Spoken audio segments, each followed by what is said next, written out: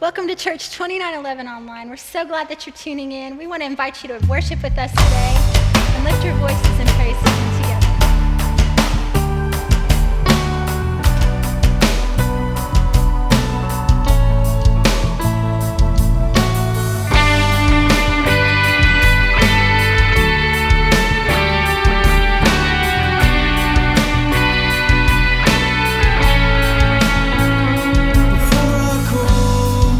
Before I ever cry, you answer me from where the thunder hides. I can't outrun this heart I'm tethered to. With every step I collide with you. Like a tidal wave crashing over me, rushing in to meet me here. Your love is fierce, like a hurricane that I can't escape, tearing through the atmosphere. Your love is fierce. You cannot fail. The only thing I've found is through it all, you never let me down. You won't hold back, relentless in pursuit. At every turn, I come face to face with you. Like a tidal wave, crashing over me, rushing in to meet me here. Your love is fierce, like a hurricane that I can't escape, tearing through the atmosphere. Your love is fierce. Your love is fierce.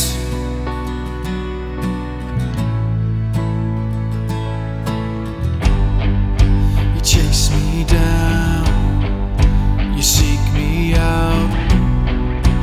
How could I be lost when you have called me found? You chase me down, you seek me out. And how could I be lost when you have called me found? You chase me down, you seek me out. And how could I be lost when you have called me found? Like a tidal wave crashing over me, rushing in to meet me here.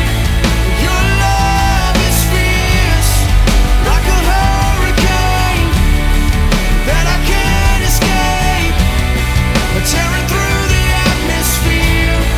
Your love is fierce. Your love is fierce.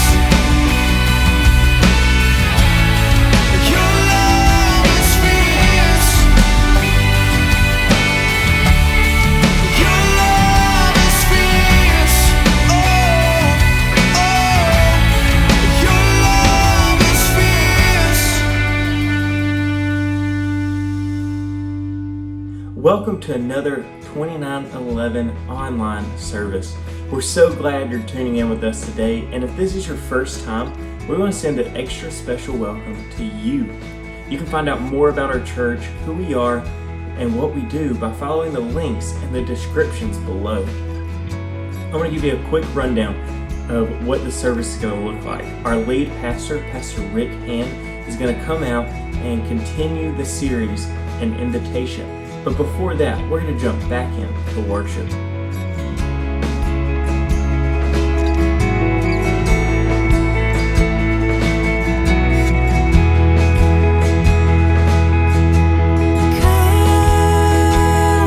Like you promised, I am desperate to see your face. Show me your glory.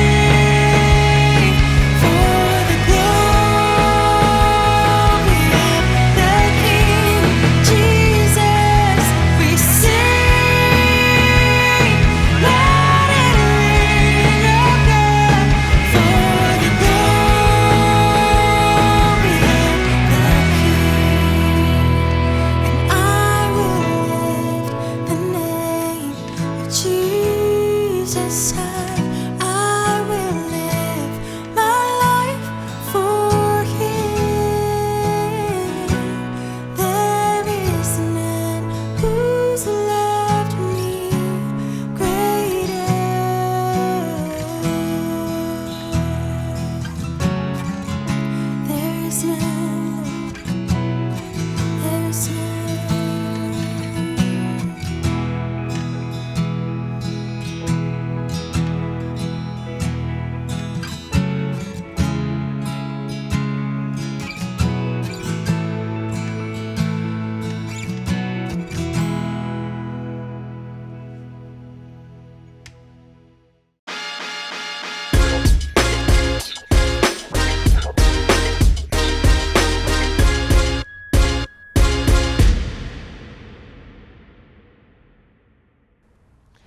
Today we wrap up our invitation series, and today I want to give you an invitation to dream again.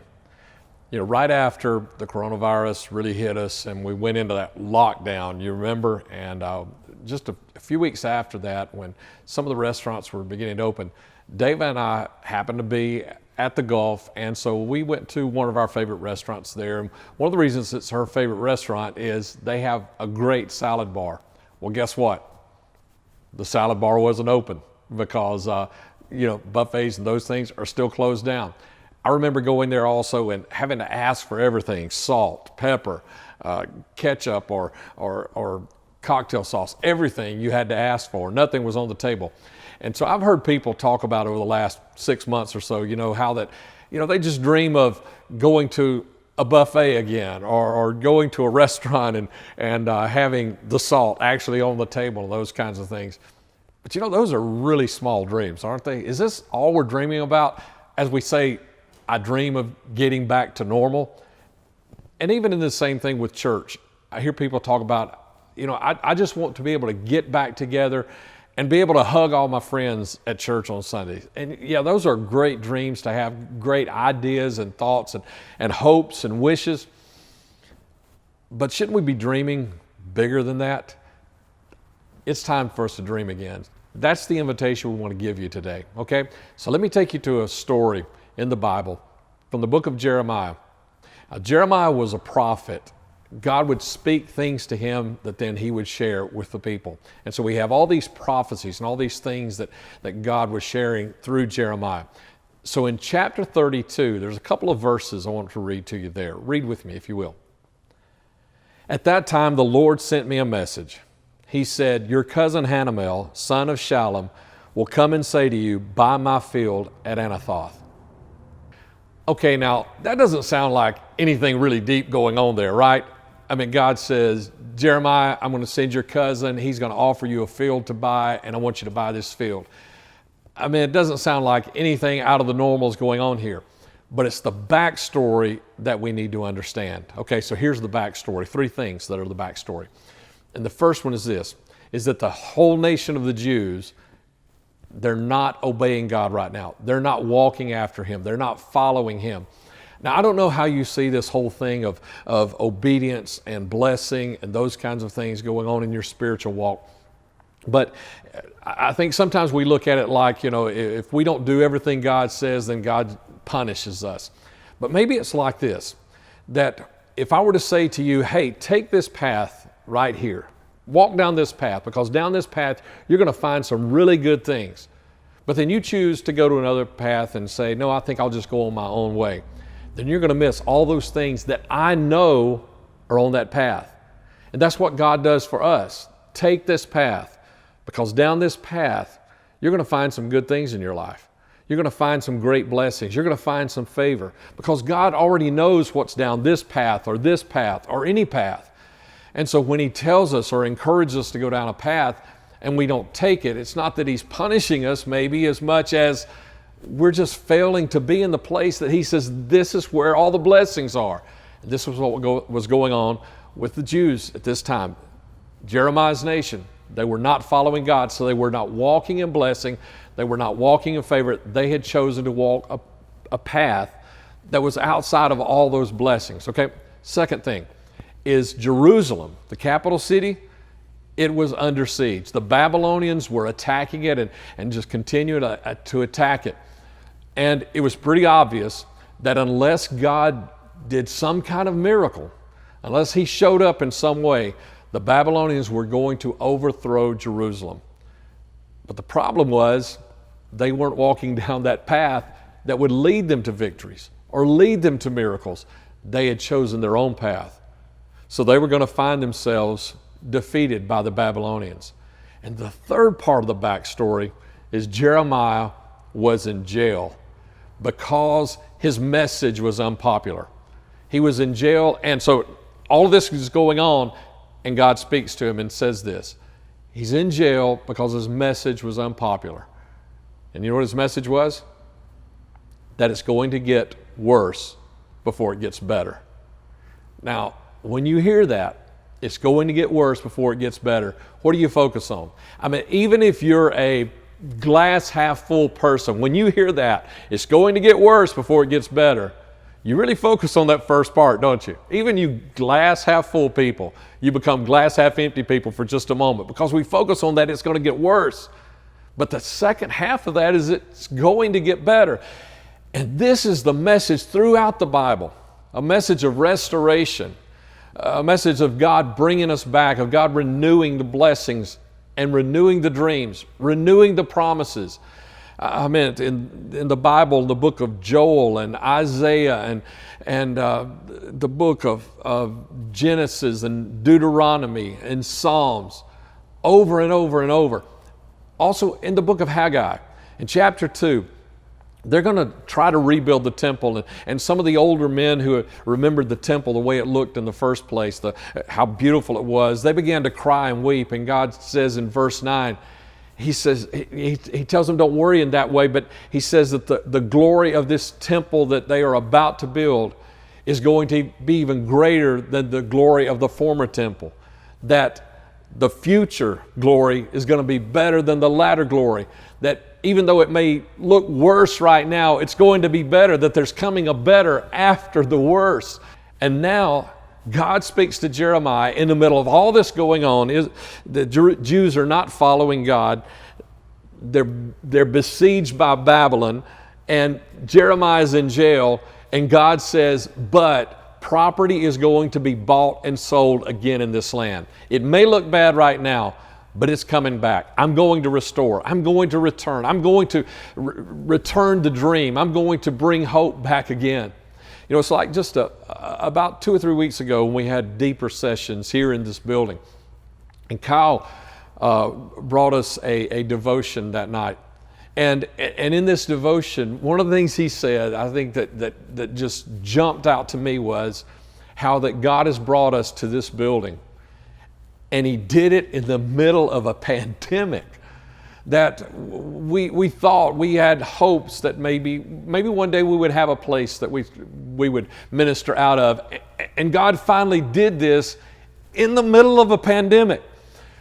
This may be the lowest you've ever felt in your life. This may be the most you've ever struggled in your life. This may be the most confused you've ever been in your life. But God is a God of restoration. God is a God of dreams. Christianity is all about hope. So don't give up hope. But let's believe God to renew the dream, to renew the promises, to stir it all up and begin it again. Okay? But we also need some context, right? Just like our church and this building that we're in. This building that we purchased, and many of you have not even been in it yet, not been able to be in it yet. You know, nowhere in our vision statement, in our mission statement, in our corporate bylaws, or any of those things, does it say anything about owning a building. That's not our vision. That's not our mission. But we own a building, right? So what's going on here? How does all this work together? Because if we're not careful, I think we can get real excited about, hey, we got a building. But why did God lead us to this building? Was it just so that we could have a new address? So we would drive somewhere different on Sunday than we used to drive? No, it's a lot more than that, isn't it? And look around. I mean, this building, it's not a traditional building. We spent our first 5 years as a church in a traditional church building. And then we spent the next 6 years at the Gardendale Civic Center. And this isn't a traditional building. This isn't the Gardendale Civic Center. Then what's going on here? If this is different, then obviously we're going to be doing something different. We're going to be using this building in a different way. we're going to be operating in a different way and working on things in a different way and reaching people in a different way. If God has led us to this building, then He's leading us to do something different. And that's how this fits with the overall vision and the dream of what God has given to us as a church, Church 2911. As we've said many times, is that we are willing to do what no one else is doing so that we can reach someone that no one else is reaching. That's how this fits, okay? And God has given us that opportunity right here. He's giving us this opportunity in the midst of this pandemic. And here's what I also believe about you. I believe in the same way God is leading you, even in this time, to do something different. I believe God is leading you to reach someone you've never reached. I believe He's leading you to bless someone that you've never blessed.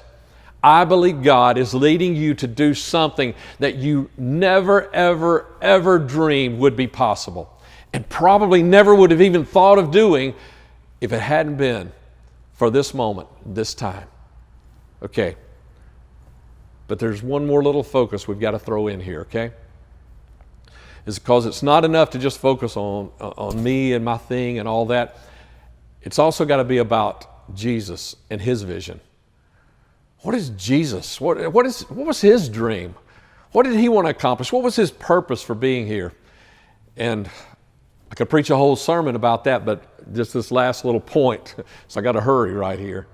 But some of the things that Jesus dreamed is, Jesus dreamed about people following His Father's will. I mean, the prayer that He taught His disciples, thy kingdom come and thy will be done. Jesus was all about His Father's will.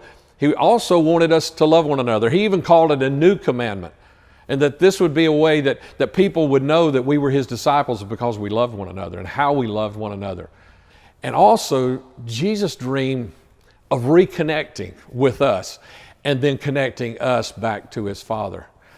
All of these dreams, but there's another dream, and I think there's another dream that Jesus had that is really under attack right now.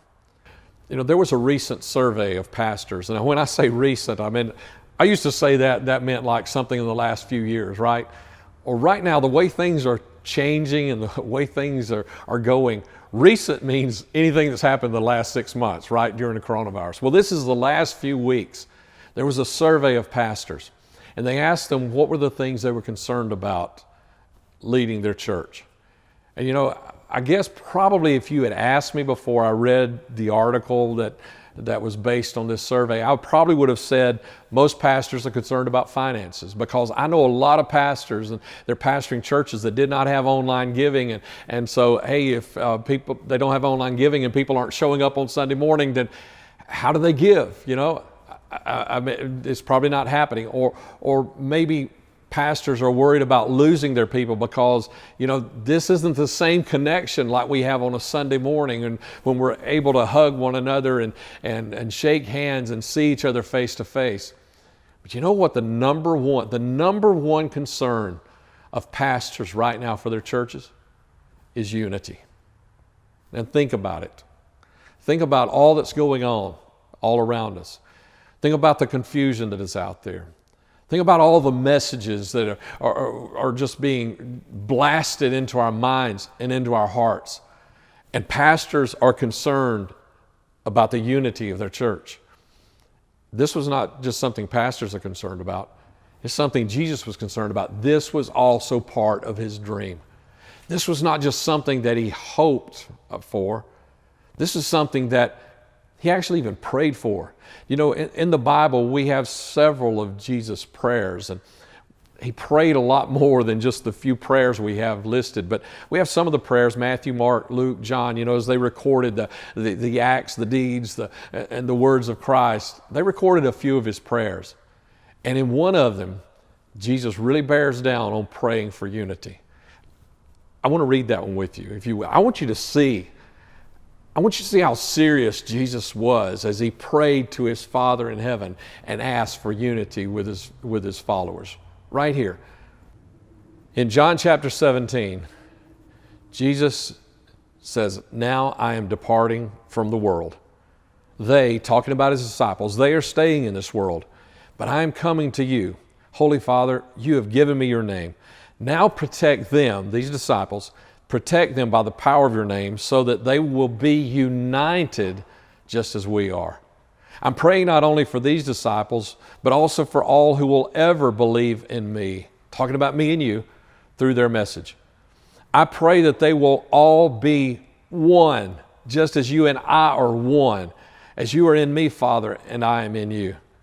And may they be in us so that the world will believe you sent me. I've given them the glory you gave me so they may be one as we are one. I am in them and you are in me. May they experience such perfect unity that the world will know that you sent me and that you love them as much as you love me. So Jesus dreamed and prayed about unity, about the unity that you and I would have with one another and the things that we do and try to accomplish and the way we reach one another and connect with one another and connect with those around us as well. And what we cannot do is focus solely on our dream and forget Jesus' dream. Okay, so I don't normally recap sermons, but this sermon begs for a recap, okay? Because we've talked about 3 different dreams today. We've talked about your dream, we've talked about our church's dream, and we've talked about Jesus' dream. So let's back up through them and recap, okay? And Jesus' dream is the dream that we have to keep in focus. I mean, it's easy for me, easier I'd say, to keep focus on my dream. We got to make sure we never lose sight of Jesus' dream because we cannot fully realize our own personal dreams unless we're chasing after his dream. You need to get that. Is you can accomplish some dreams, but you cannot fully realize them unless you're also chasing after his dream. Because his dream for you is so much bigger and it's so much deeper, so much more awesome than anything you and I can ever dream. So we need to keep this context and understand it's not these little things that we think about, but he has a big, huge dream, and it's deeper and it's better than anything you and I could ever dream. And so we need to keep dreaming. Regardless of the circumstances you're surrounded by today, regardless of the situation you find yourself in, keep dreaming. Your present difficulties do not determine the dimension of your dreams. Let me say that again. And I used a lot of D words there, hopefully to help you kind of maybe even memorize this a little bit. That my present difficulties do not determine the dimension of my dreams. Get that, understand that. And in the context and with the focus of Jesus' dream, never losing sight of that, you and I can accomplish those dreams beyond our dimensions. So let me pray with you. Let me pray for you.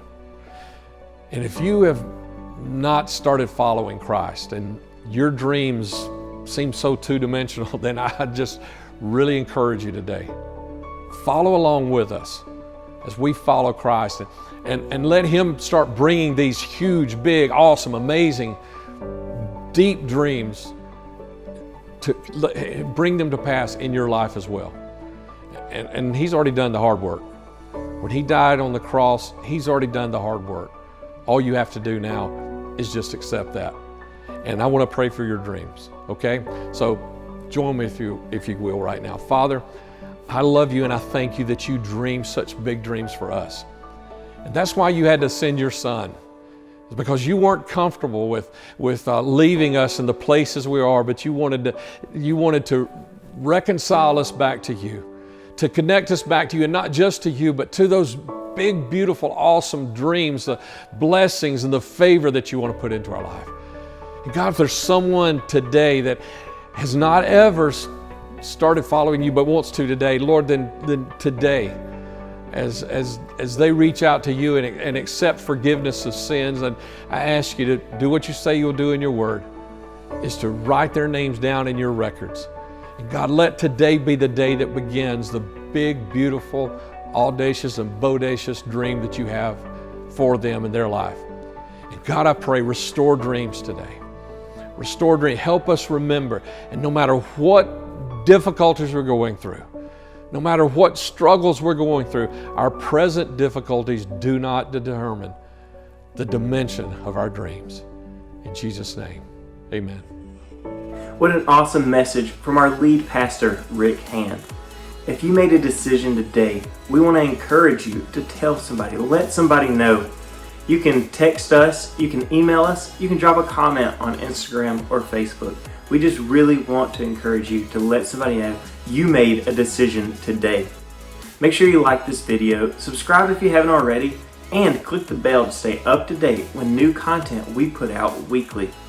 We cannot wait to see you very soon, and we'll catch you right back here on YouTube next week.